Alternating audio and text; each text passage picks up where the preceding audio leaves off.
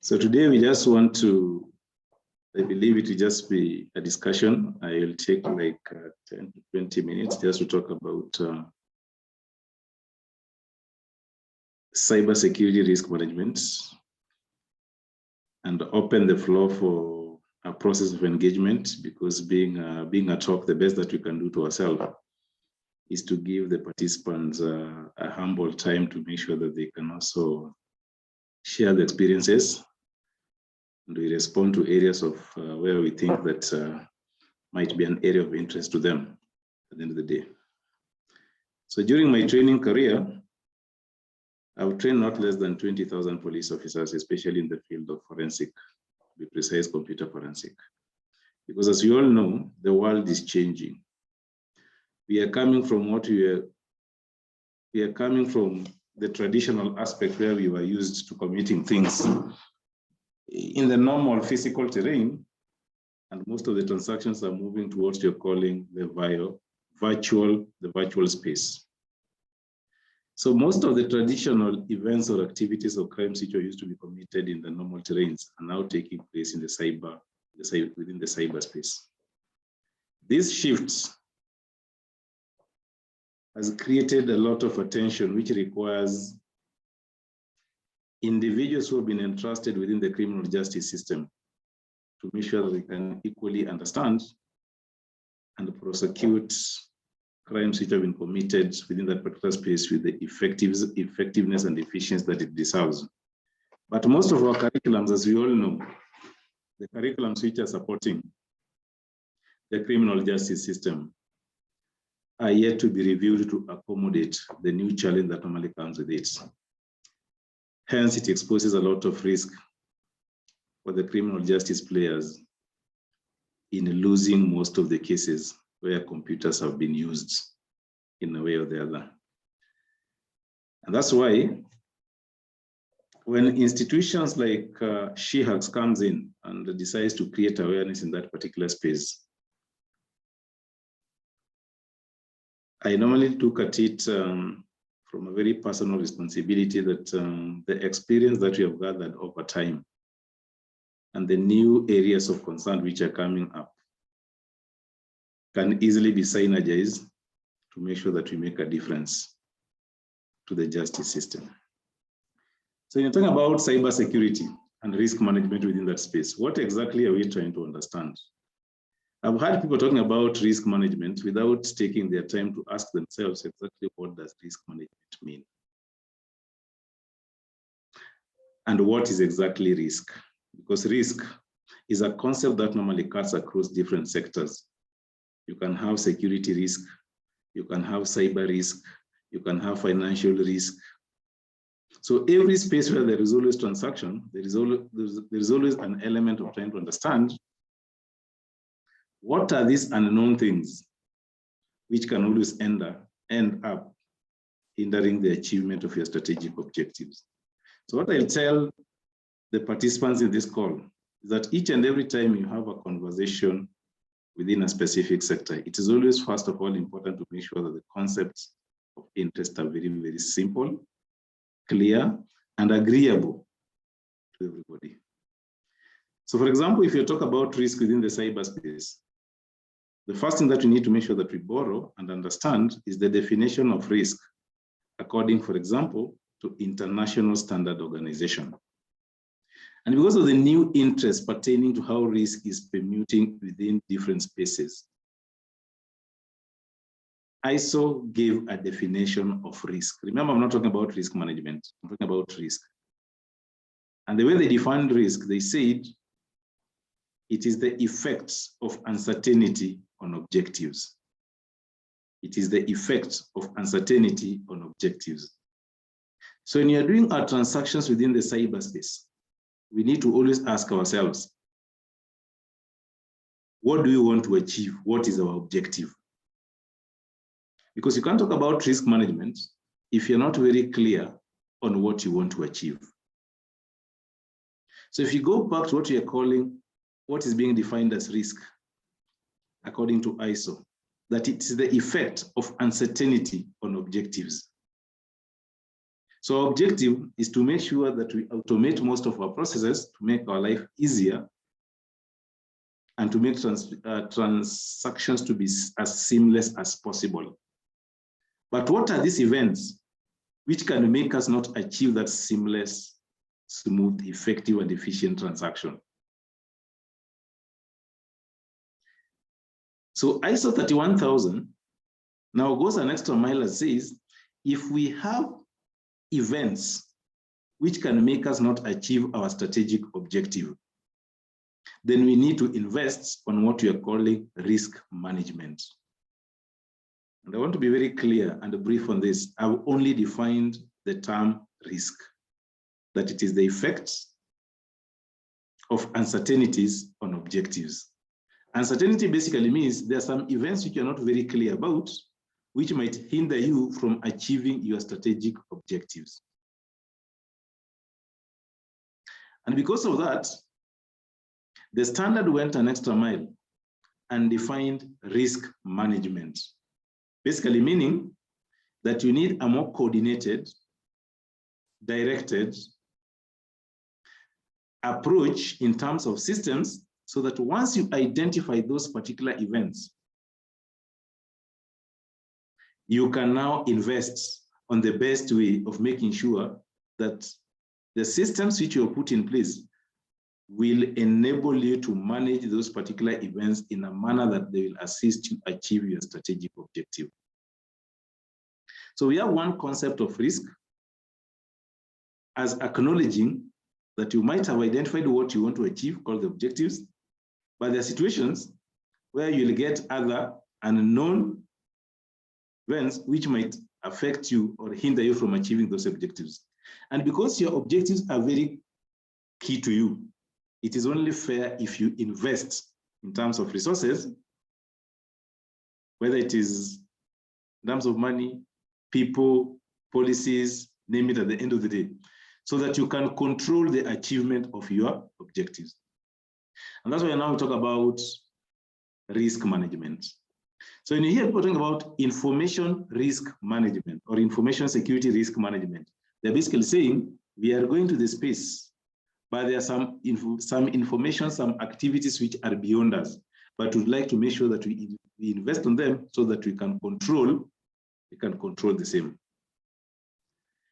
Once you have identified that there is need for you to invest in managing uncertainty, the next thing that you need to do is to have a very clear roadmap of how you'll identify all those events. So you now enter into the identification stage. You can say the first threat that you can identify might be the threat of the people themselves, because the biggest link in any security system are normally the people. The strongest link in any security system are normally the people. So you now start identifying what are these potential events that can make your system not achieve its intended objectives, whether they're intentional or unintentional, whether those events are internal or external. But as you're doing that, it is always advisable to define the context of where you want to make sure that you carry out your risk management. Is it within your organization? Is it at the national level? Is it probably at your home? So that you know what will be within your control and what will be outside your control. And that's why when you're talking about risk management, it is always advisable to make sure that you also create a tendency of getting a copy of global index reports, global risk index reports, which is normally generated almost annually. That report will assist you know what are these external factors that you need to give attention.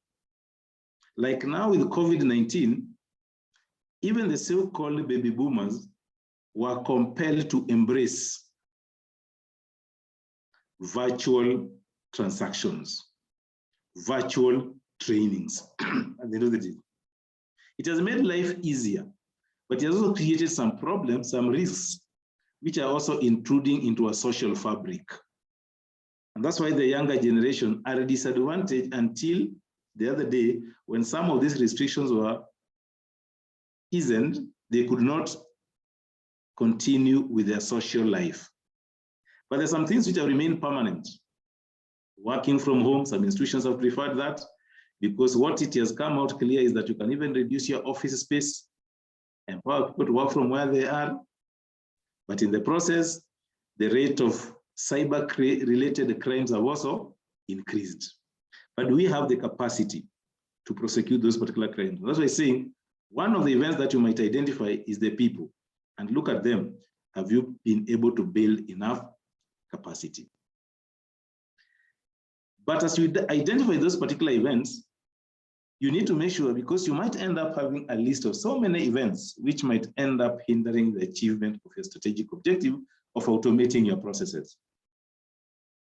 You now go into the next level of making sure that you rank those particular events in terms of what is the likelihood of that event materializing, and if it materializes, what will be the impact? And that's why risk professionals now start talking about what we are calling the risk matrix. It normally has x-axis as the likelihood and the y-axis as the impact. So you're now doing the ranking to enable you identify those particular risks in terms of likelihood and impact, because that's what will guide you on how you're supposed to respond to any risk. There are only 4 outcomes which are likely to come once you've done your risk assessment. And the most probable outcome might be that you've identified an event that you can tolerate, you can live with, because the likelihood is low and the impact is also low. So if the likelihood is low and the impact is low, then you can say this particular event, there is likelihood, there's a risk that is worth living with. Because even the aspect of trying to invest to mitigate that particular risk might turn out to be very expensive beyond the investment that you have put in place. So that is one scenario. The second scenario is where the event that you have identified, the likelihood of it happening is very high, but the impact might be low. The likelihood might be very high, but the impact might be low. In that particular aspect, it is normally advisable that you invest on designing or developing policies and procedures to regulate the behavior of the people interacting in that particular space. Actually, if you talk about ICT policy or any other policy within the organization, those documents are normally generated based on risk assessment. And the risk assessment that normally gives birth to that is what we are calling, which normally say that the likelihood of that event happening is very high, but just in case it happens, the impact might be a bit low. So it's a clear demonstration that you might be having some resources which matches that particular requirement. But you must go an extra mile. And that's why you're normally told you will be compelled to come up with policies, and those particular policies will require, for example, you conducting awareness. One of the things that is normally considered in that particular quadrant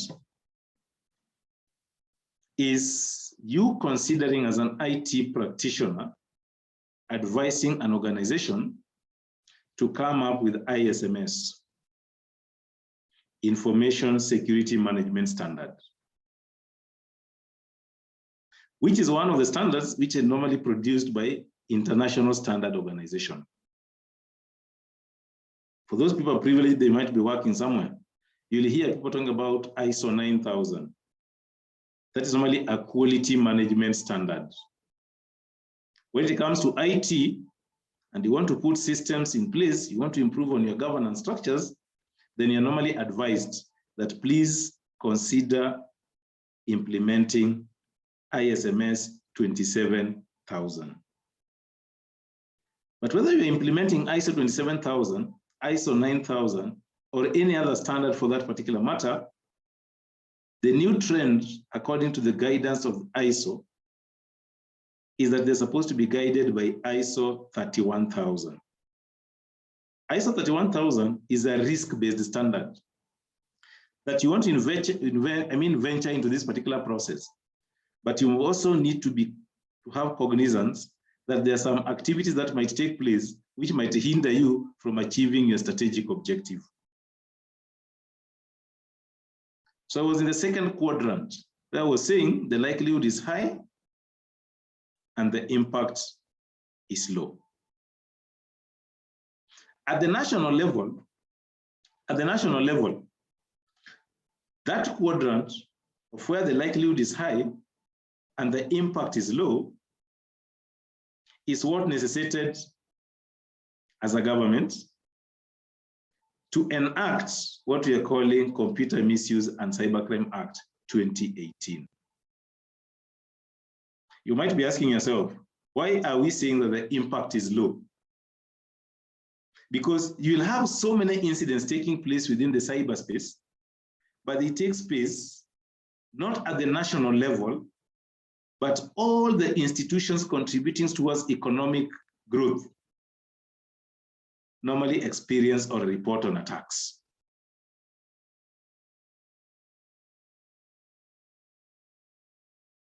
So the other quadrant is what we're talking about, what we are saying, that the likelihood of an event taking place might be very low, but just in case it takes place, the impact will be very high.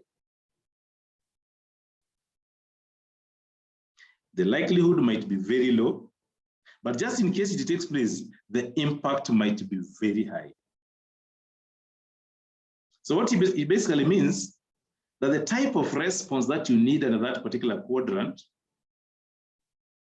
is to work very closely, for example, with the third-party organizations to try and mitigate that risk. So from an IT point of view, there is no better example than considering storing your data by a third party, what you commonly call cloud backups. Because just in case anything happens to that system, you as the owner of the data, you'll not be so much bothered. All that you'll be requiring from yourself is to make sure that you have your data back. From an ordinary point of view, all events which normally have high impact and low likelihood, in most cases, are normally forwarded to the insurance. So that just in case something happens, then you'll be more comfortable telling the third party provider, I invested on this so that you can assist me mitigate the impact of the loss. Insurance will always tell you to pay a premium. The cloud saving systems will always have some replica of data backup system, which will not be your business in most cases. So that in case one of their system is attacked or gets unavailable because of one or two reasons, that particular headache will not be to you as the client. But you have done your own risk assessment and realized that if that data was to be stored within your organization and it is lost, the impacts might be very severe.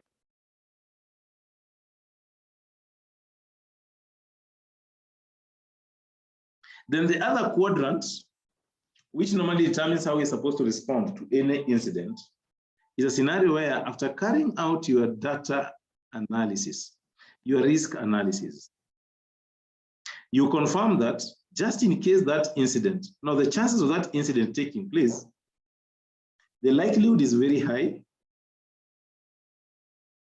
and the impact is equally very high.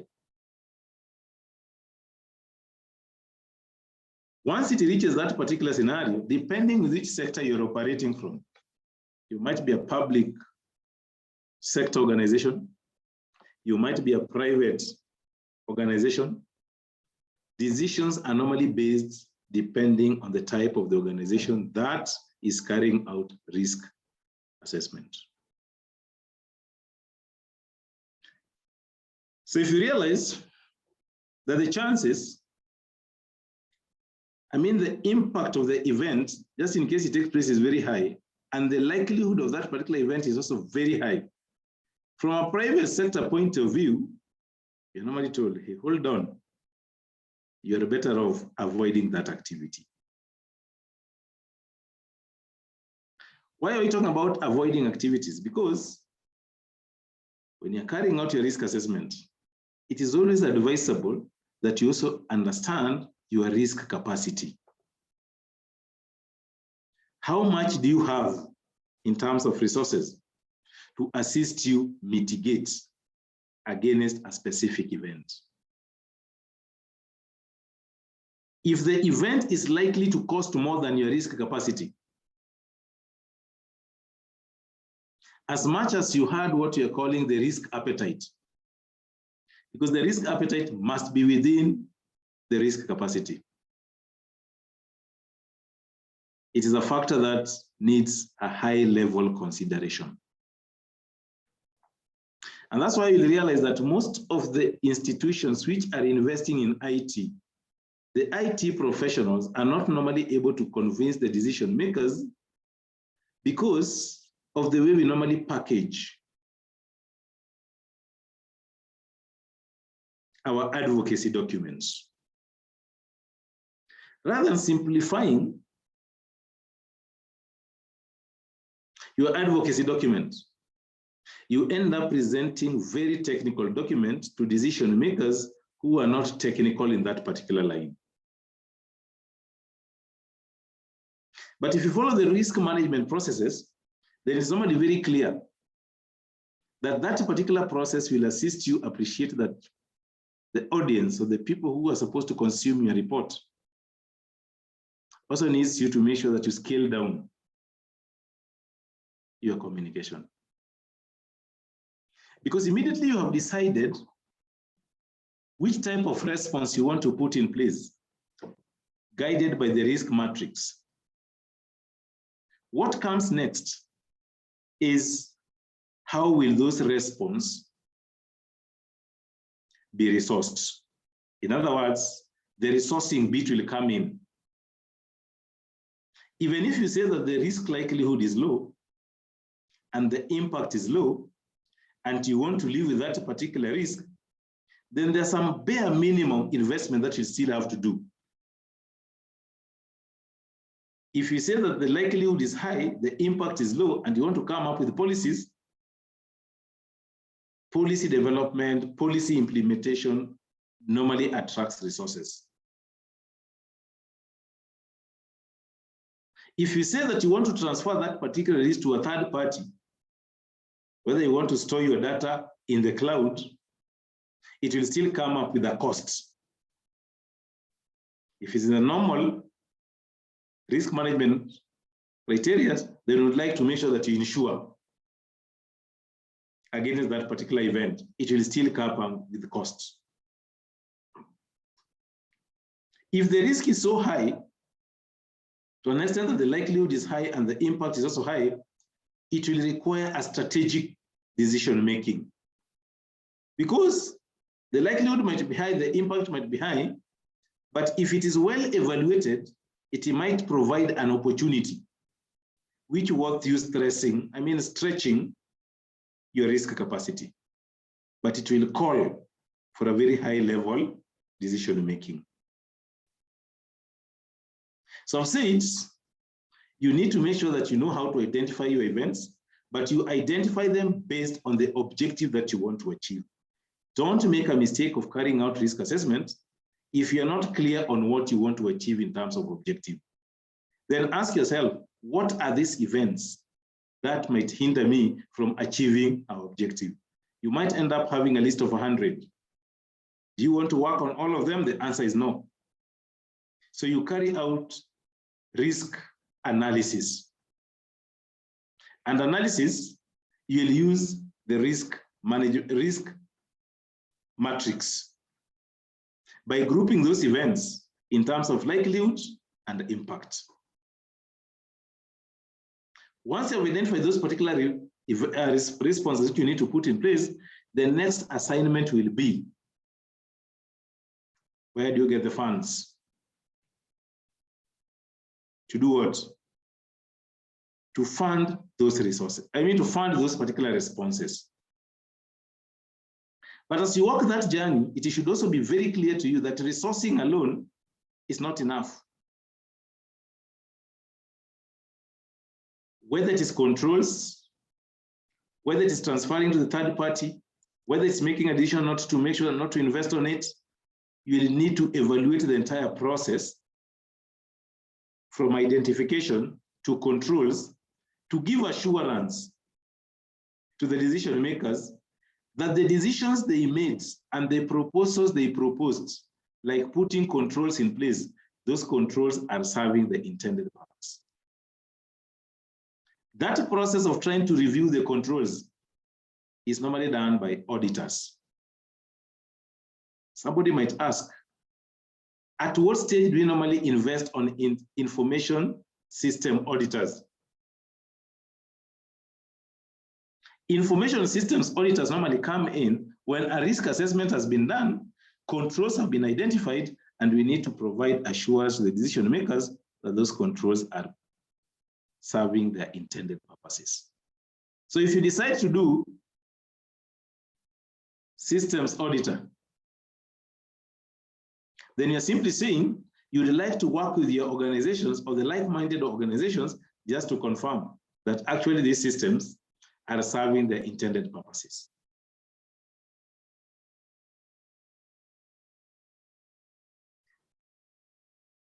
To put it into perspective, when you're carrying out any risk assessment, there is always 3 key players who are normally involved.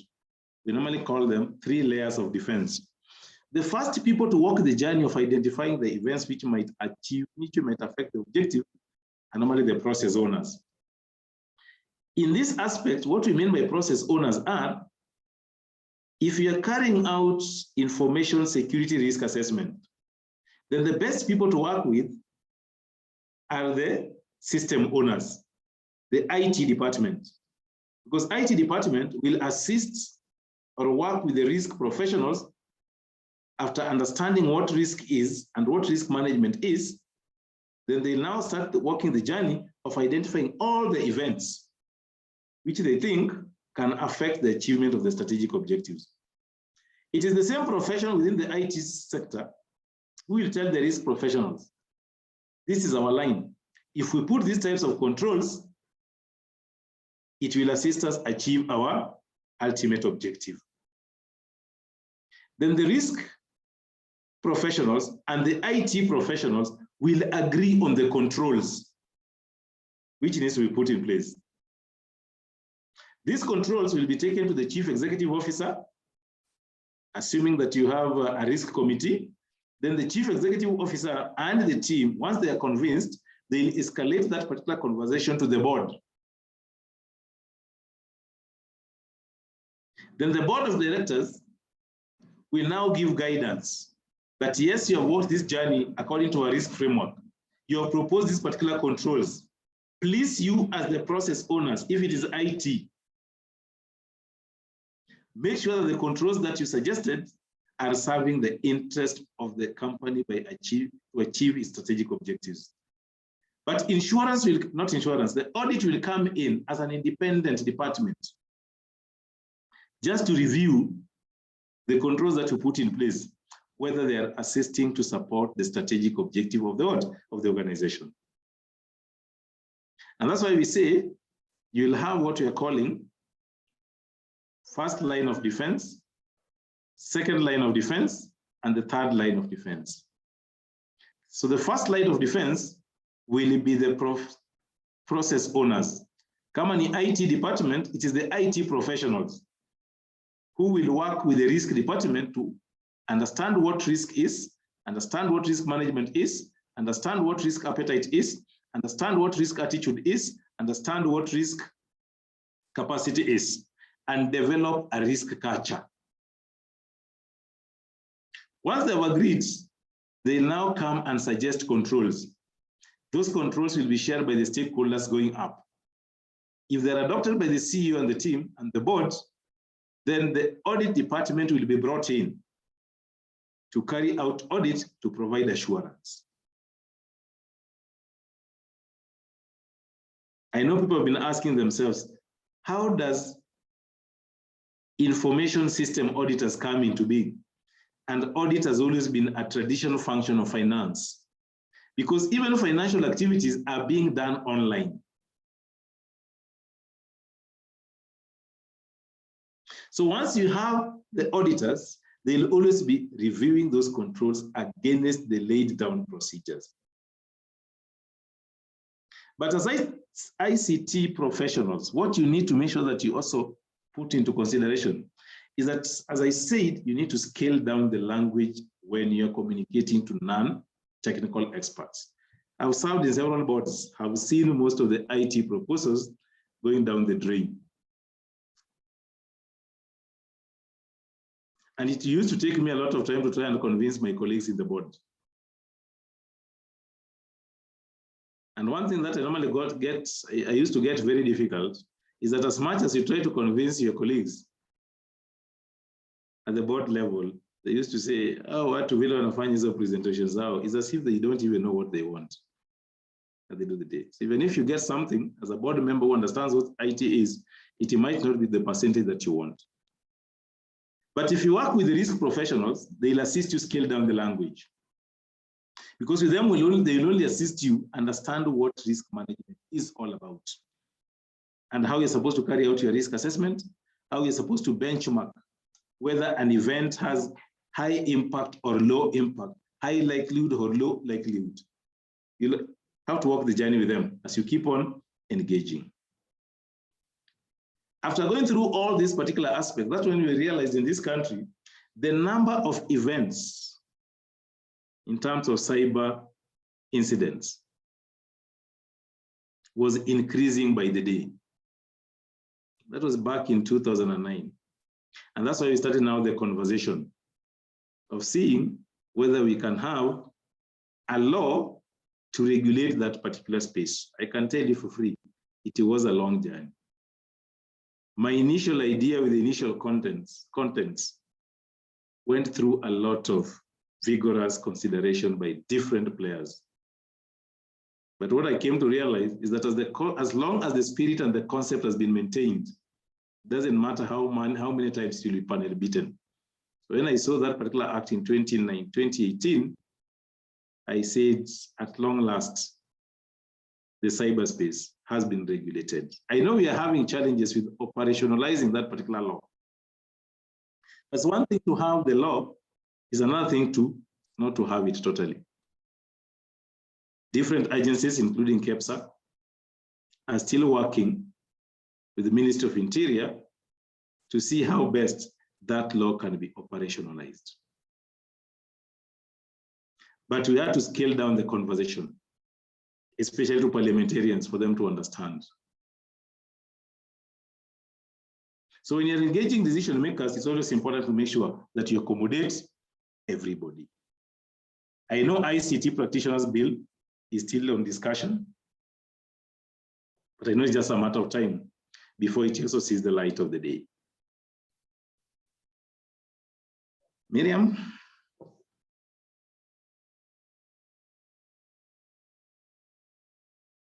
Miriam? I hope we can create time for us also to engage so that we build from there. We'll be guided by the host. Okay, hi Silvanus. Hi, how are you? I'm fine. I'm fine. My name is Nancy. I think I had not introduced myself when we started. Thank you, Nancy. So yeah, we can have. I think for now we can have the questions or comments or anything, unless maybe you need help from our side. Yeah.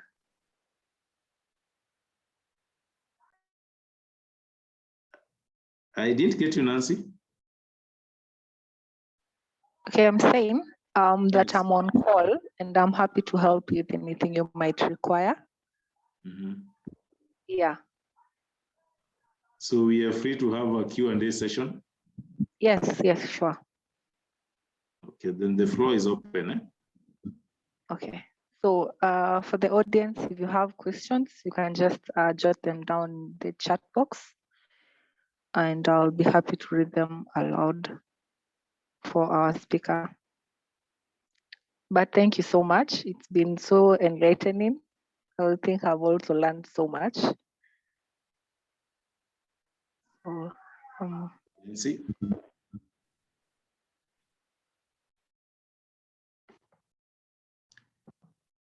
Members on call,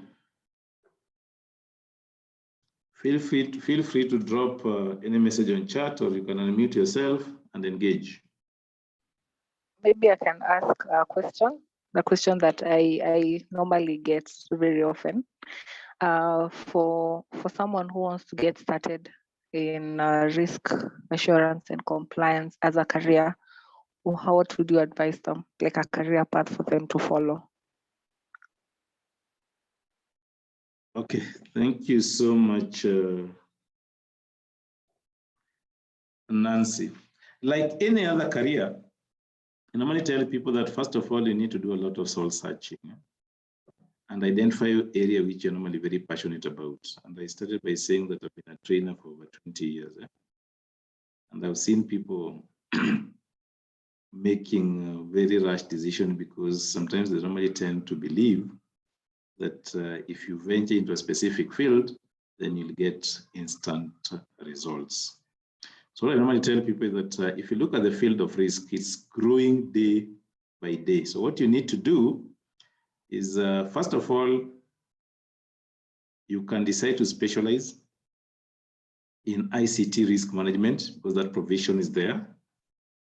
Just the same way people have done supply chain are specializing on supply chain risk management. Finance are also specializing on financial risk management. And as you have seen, insurance is just part of the responses within the 4 areas of where we normally respond to. So for the people on call, assuming that you have IT background, I can advise you to invest on ICT risk management, and also go an extra mile and invest your time on ISMS and all those courses which are related to risk management within your field of expertise. The other option might be you can, by the way, I'm a risk certified practitioner, but to me, I decided to specialize on enterprise risk management so that I look at risk holistically from a company point of view. So we work very closely with a specialized risk department, be it finance, be it supply chain, and the list is endless. So identify your area depending with what you want and make sure that you have enough background of what normally happens in that sector. If it's IT, then you start by specializing on, for example, ICT risk management. Over time, you can decide to do a general one, enterprise risk management. Nancy, I don't know whether I've taken care of your concerns. Yes, sure. Thank you for that detailed explanation, because it's a question I get very often and I mostly don't know how to go about it when someone asks. We have a number of questions. So Lynette has asked, what's your day like as a risk officer? All these things I started by saying they're all about passion. If you're passionate about anything, then it becomes a bit easier to plan. If you're not passionate about what you're doing, then you realize that everything will be happening in a very haphazard manner. So my day as a risk officer, along other things which I normally do, is well planned, so I don't regret. And of course, I'm doing something I'm very passionate about.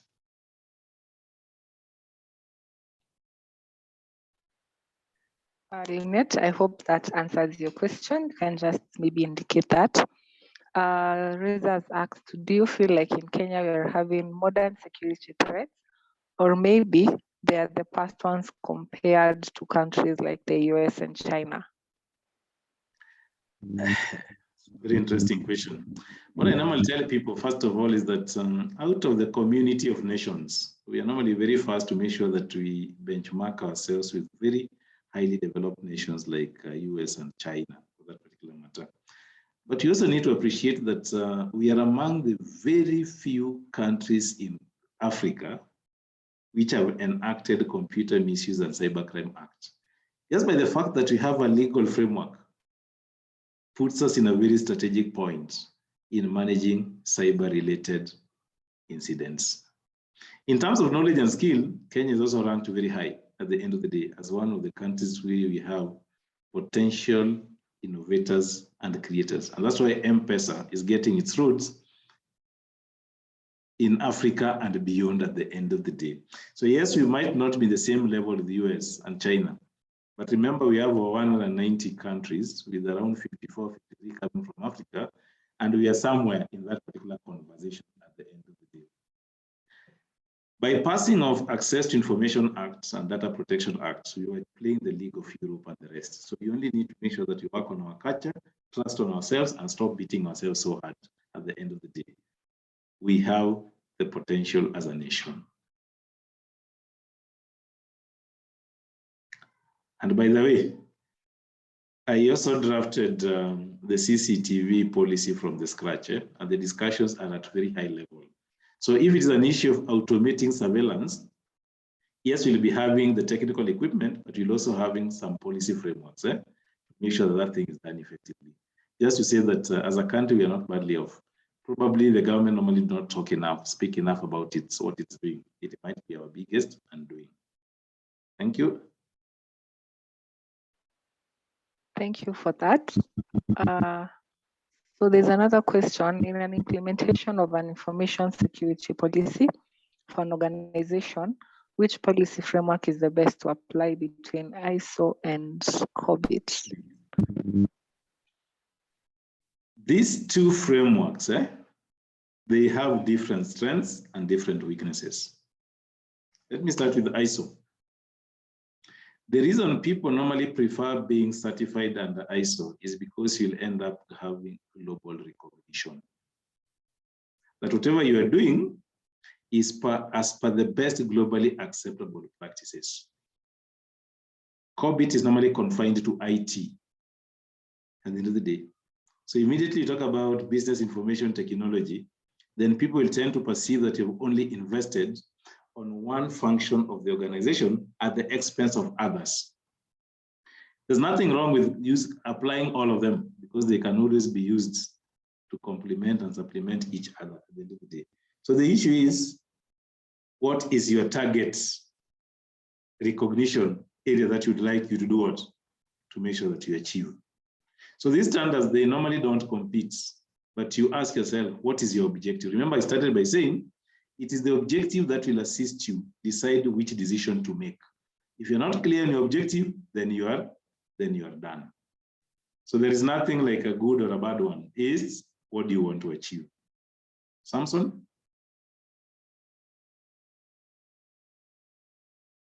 Don't know if they're taking care of Samson's concerns. Maybe Samson, you can just highlight that in the chat if your question has been answered. He has said yes. So if we don't have any more questions, maybe we can come to the end of the session. Thank you so much. I was actually very excited to host you today. Sadly, I wasn't the one who started the meeting, but we have been planning this for a while, and Like I said, my name is Nancy. I coordinate programs for She Hacks.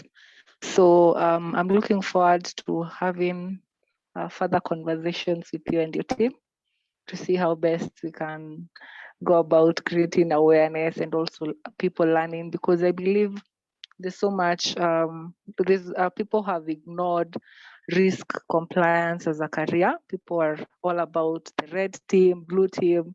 If you're not in red team, you're not in cybersecurity. So we're looking forward to be having more sessions around this.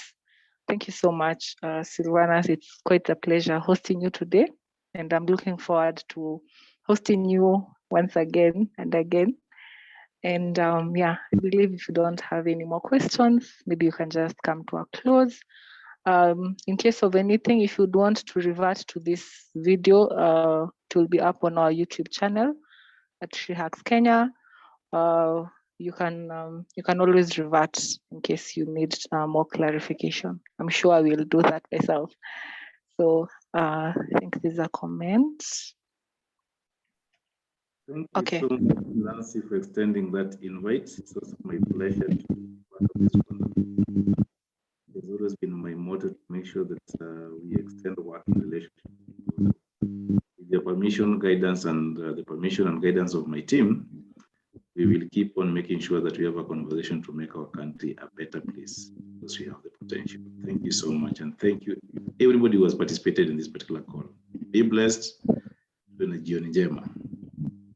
Thank you so much. Good night. Good night.